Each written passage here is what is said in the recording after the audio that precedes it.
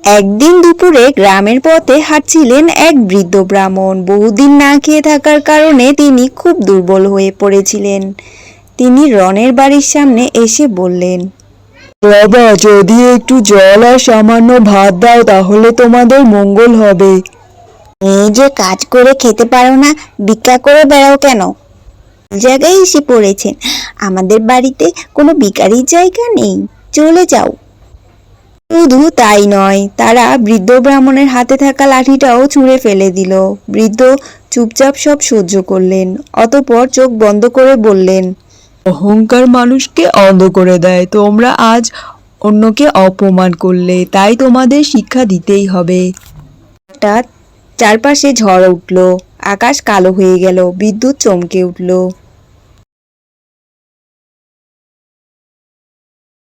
তুমি ব্যাঙ হয়ে জলাভূমিতে ঘুরে বেড়াবে, আর রূপা তুমি পাখি হয়ে আকাশে উড়বে। যতদিন না প্রকৃত অনুতাপ করবে ততদিন মানুষ হতে পারবে না।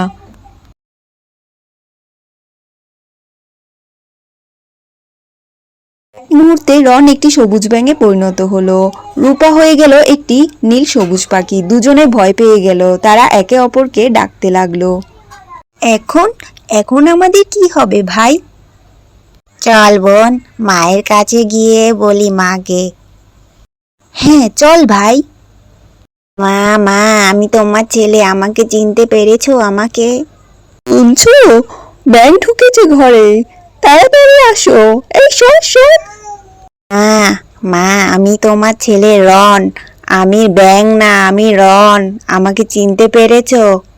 চিনতে পারছো? তুমি কোথায়?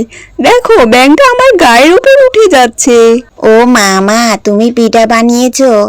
আজ তো মজা করে খাবো মা। এই যা যা, আমার ছেলের জন্য এই পিঠা বানিয়েছি।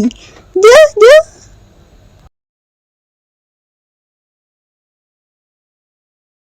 মা, আমি তোমার ছেলে রন, আমাকে চিনতে পারছো না মা? নিয়েছি। যা যা। এই যা যা, আমার ছেলের জন্য এই পিঠা বানিয়েছি। যা যা। ব্যাঙ রন বৃষ্টির পানিতে কাদায় আর পুকুরে দিন কাটাতে লাগলো। সে বুঝতে পারলো ছোট প্রাণীদের জীবন কত কষ্টের। অন্যদিকে রূপা পাখি হয়ে খাবারের জন্য বন জঙ্গলে ঘুরে বেড়াতো। ঝড় এলে আশ্রয় পেত না, শিকারীর ভয়ে সবসময় আতঙ্কে থাকতো। একদিন ভয়ঙ্কর ঝড়ে রূপার ডানা ভেঙে গেল, সে একটি জঙ্গলে পড়ে রইল। হঠাৎ রন তাকে দেখে ফেলল। সে অনেক কষ্টে নিরাপদ জায়গায় রূপাকে নিয়ে গেল।